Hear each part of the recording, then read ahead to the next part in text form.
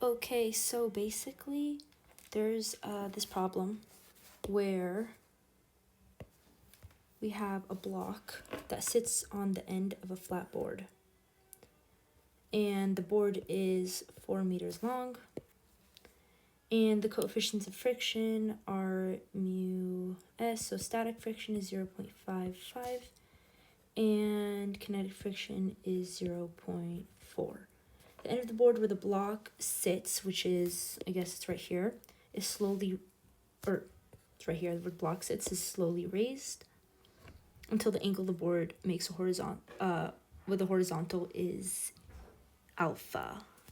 So basically, this is kind of scene 2, where we have our board like this. This guy's raised, it's still 4 meters, but now there's this angle, alpha. All right, so, or let's keep that right there. All right, so it's asking us, the angle's kept equal to alpha as the block slides. What is the speed of the block when it reaches the bottom of the board? So you might be like, what? They did not give us anywhere near enough information. They only gave us the coefficients of the friction, the length of the board. Literally it. Like, how am I even supposed to know the answer to this? You gotta just think super duper hard. All right, so basically this is not important. Really. I mean, it kind of is, like, it's being raised. I guess it's important, but basically what we're gonna look at first is we're gonna need to try to find the angle that the board is raised at to find anything else, because this angle will tell us the x and the y components all throughout the entire problem, and you'll see that the mass and the mass basically cancels itself out. It's not really important to know. But basically, if you were to look at it as if it's the moment right before it started moving, because remember, static friction, it's always equal, Fs is always equal to the force of the opposite way, if that makes sense. So it's always equal to it until it becomes kinetic friction. So it's always equal to that force. So if you have a block and you're pulling it 2 newtons, Fs is going to be 2 newtons until it reaches the maximum threshold. So we know that if we were to take it and pretend like this is the maximum threshold before it starts moving, that's basically when it's going to turn into kinetic friction. So what we're going to do is we're going to start off and we're going to pretend like it's right there at a threshold. So we're going to draw our free body diagram for static friction. So what we're going to do is we're going to draw this little dot. That's the box. It's at an incline. So we're first going to start with mg. That's always going to happen. Normal force is going to be pointing this way. N. And then the static friction is going to be pointing, Fs is going to be pointing that way. Then our components of mg are going to be right here. So this is mgx and mgy. So that's what we need to know. And so now we're going to kind of decompose the components of mgx and mgy. So mgx is equal to, and we should know this already, of sine. We don't know the angle, and that's alpha. And so mgy is equal to mg cosine of alpha. And then basically what we can write is the static friction. So we know that that's the coefficient, or let's just write the formula. So that's mu s of mg, and then which one is the normal? It's the normal force, right? It's the normal force, the one that cancels out the normal force is mgx, so that's what we're going to look at. We're going to look at mg sine of alpha. Actually, let's just write this as normal so it makes sense. Then fs is equal to 0.55 mg, we still don't know this, sine of alpha. And so now what we're going to do is we're going to write the sum of forces going in this x direction, because remember the y directions, for now they cancel out. So we're going to write this as, and remember, we're actually going to have to put, I know this is going into it a little bit, put our axes, so this is going to be plus, this is going to be plus. I usually choose plus as the way it's heading. So we're going to do mgx, oh, I mixed them up. This is y and this is x. I don't know why I did that. All right, so this is going to be cosine.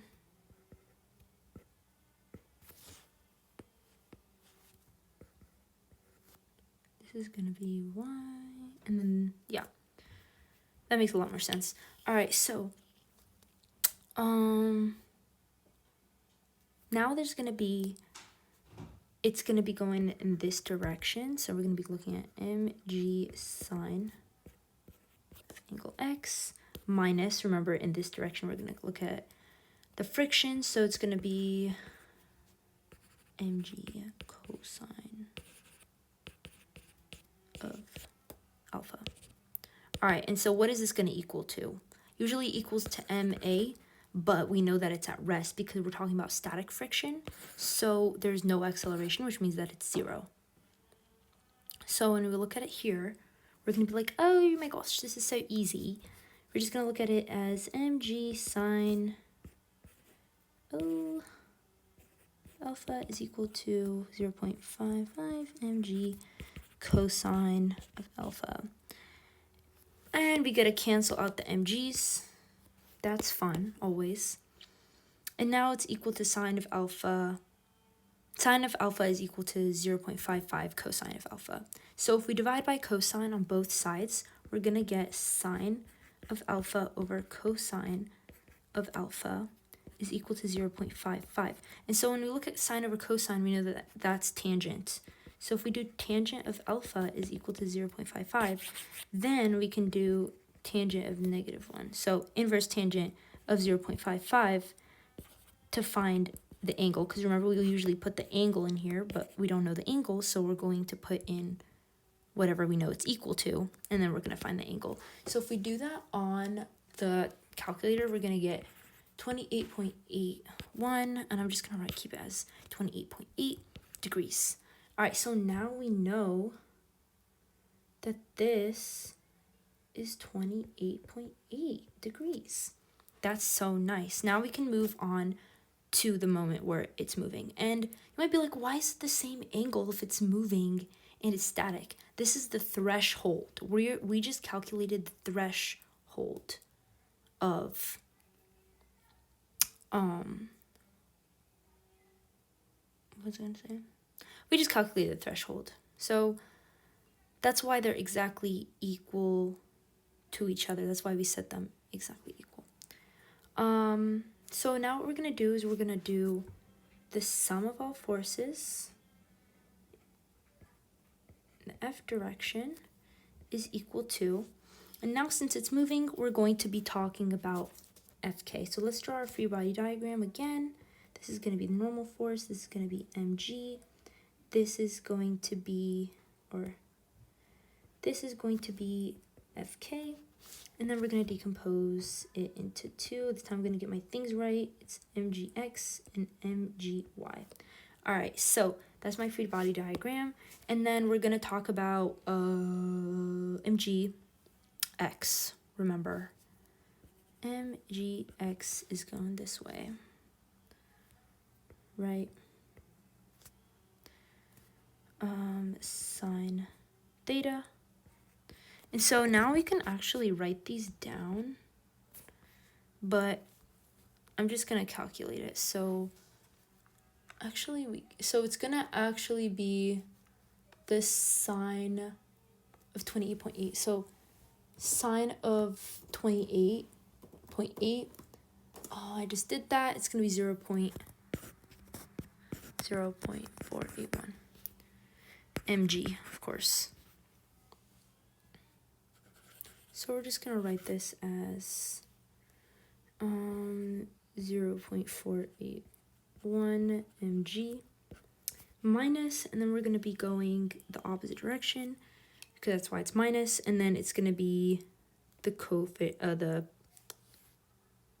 kinetic friction force. So we're going to go off to the side a little bit. I didn't really leave enough room for this. So we're going to do Fk is equal to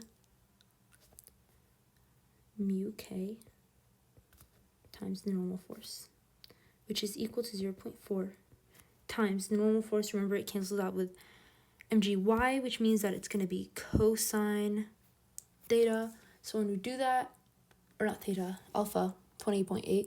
So now we do cosine that, and that's going to be 0.876. Now that's going to times 0.4.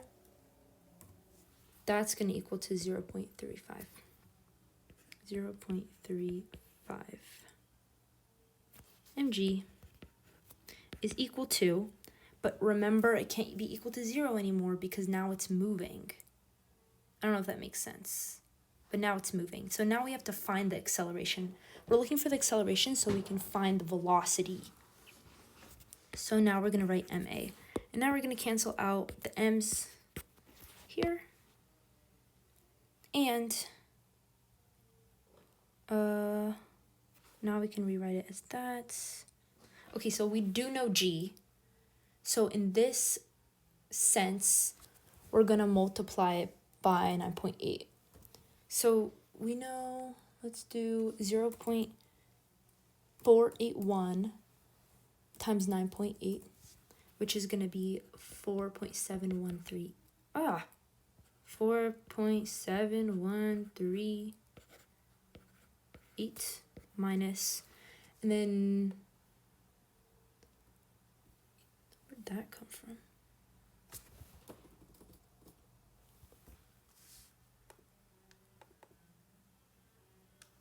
Times 9. That's now going to be equal to 3.43 is equal to acceleration.